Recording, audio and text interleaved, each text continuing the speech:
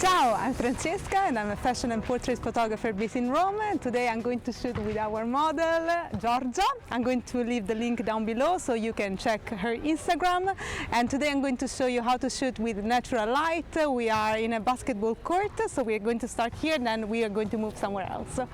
Okay, let's start. Okay, so I'm starting shooting now, and I'm using a Nikon D750 with a 50mm lens, 1.4, and then I'm going to switch probably to the 35. So we started with some backlit photos, keeping the sun behind her. I asked her to play a little bit with the poses to keep it as natural as possible, and here you can see a before and after. So we are moving to this area because I really like the shadows in this part, and I would like to play with the shadows on her face.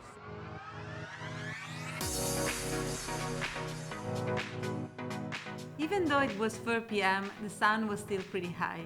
There are some things you can do when you find yourself shooting in this lighting situation. The very first option, which is also my favorite one, is to keep the sun behind your model. So basically you take backlit photos. That is exactly what I did before. That's my favorite option because you don't get any shadows on your model's face. The second option instead, that is the one that I'm showing you here, is to keep the sun on one on your model's sides. It's not my favorite one because, as you can see, you get shadows on your model's face. But I believe that in this specific case, this light works very well because I wanted to play with the stripes of shadows on the pavement. And I think that these photos work really well in black and white. Let me know in the comments if you'd like to see how I retouch my photos.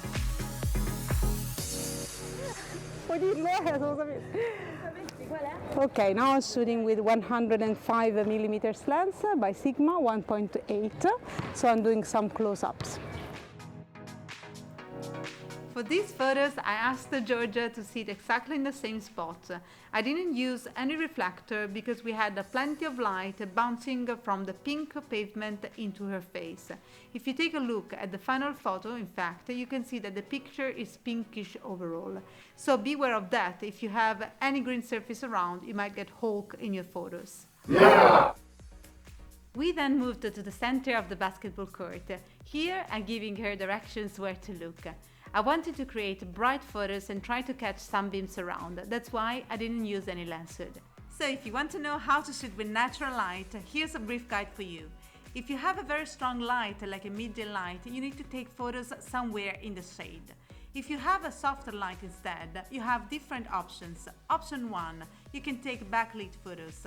Option 2, you can keep the sun on one of the model sides, but in this case you will have to pay attention to the shaders. Option 3, which we're going to see later, you can take photos in direct sunlight. Okay, so this is our second location. This is a bus station. I chose this place because I really like the light, the orange light, how it's reflected here. So we're going to start with a black t-shirt, and then we are changing with an orange top instead. And for these shots, I'm using again the 50mm lens 1.4. We started with a black shirt, which made a really nice contrast with the orange screen behind her. Once again, these are backlit photos, but this time we have the orange screen that works like a diffuser. I really love the warm tones of these photos.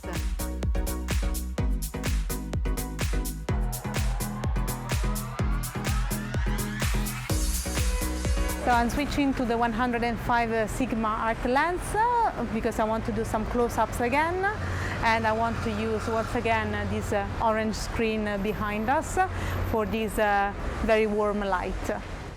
For these close-ups, Giorgia is wearing an orange top that is truly the perfect match with the orange panel just behind her.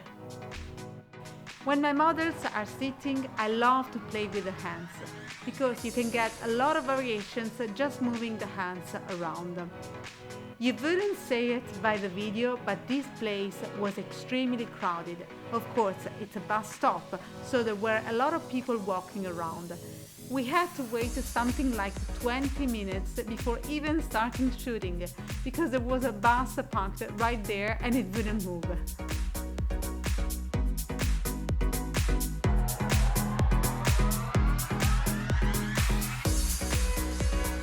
So we are here in our new location. I chose this building because of the mirror effect, which is really cool. I'm going to place a Georgia here, so between the mirror and this yellow pattern behind me. We had a problem with all the reflections as the place was very busy, so that's why for most of these shots I used the polarized filter. I'm going to leave the link down below, but basically what a polarized filter does is to eliminate most of the reflections. Anyway, that's not its only use, so I think I will make a video on it. What do you think? So we are very close to our first building, the one with the mirrors. So we just walked 5 minutes and we reached this area where you can see palm trees behind us and the sea. It was almost sunset. This is the perfect time of the day to shoot outdoors using only natural light. Because with the famous golden hour you get beautiful warm tones and even black and white pictures turn out great.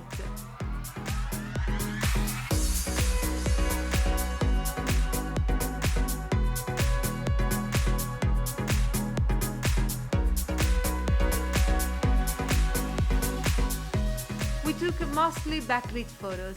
Here we moved downstairs and we are playing with the palm trees. Behind me there's a huge white wall bouncing most of the sunlight into Georgia's face.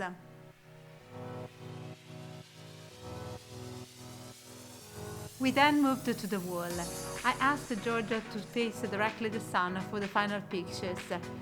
This is probably the only time of the day you can ask your model to face directly the sun, because it's not too strong, so it won't be difficult for her to keep her eyes open. From these final photos, you can fully understand why it's called the golden hour. Okay, so we just finished our shooting. I'd like to thank again Georgia, and once again you can find the link down below to her Instagram, and make sure to subscribe also to my channel. Ciao!